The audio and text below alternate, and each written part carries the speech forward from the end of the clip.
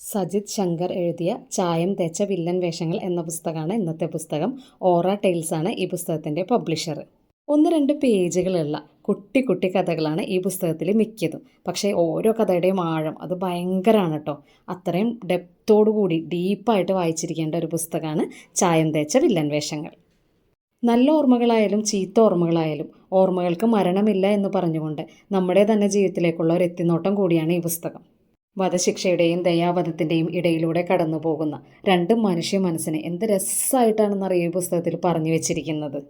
സംശയങ്ങളും ചോദ്യങ്ങളും ബാക്കി വയ്ക്കുന്ന, പേടിയോടെ വായിക്കാൻ പറ്റുന്ന കഥകൾ, സ്നേഹവും പ്രണയവും കാണിച്ചു തരുന്ന ഹൃദയസ്പർശിയായ ഒത്തിരി കഥകൾ, വേർപാടിൻ്റെ, നിരാശയുടെ, ഏകാന്തതയുടെ കഥകൾ, വീണ്ടും വീണ്ടും തന്നിലേക്ക് തന്നെ വന്നു ചേരുന്ന പ്രണയത്തിൻ്റെ മറ്റൊരു ലോകം തന്നെ കാണിച്ചു തരുന്ന കഥകൾ.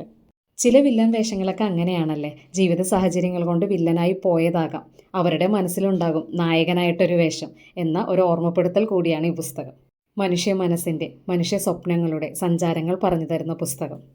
അതുപോലെ തന്നെ കർമ്മഭാരങ്ങൾ പേറി നടക്കുന്ന മനുഷ്യ ജീവിതങ്ങൾ എന്താണെന്ന് കാണിച്ചു തരുന്ന ഒരു പുസ്തകം. അങ്ങനെ ഒരുപിടി നല്ല കഥകളുള്ള ഒരു പുസ്തകമാണ് ചായം തേച്ച വില്ലൻ വേഷങ്ങൾ. അപ്പോൾ എല്ലാവരും ഒന്ന് വായിച്ചു നോക്കണേ.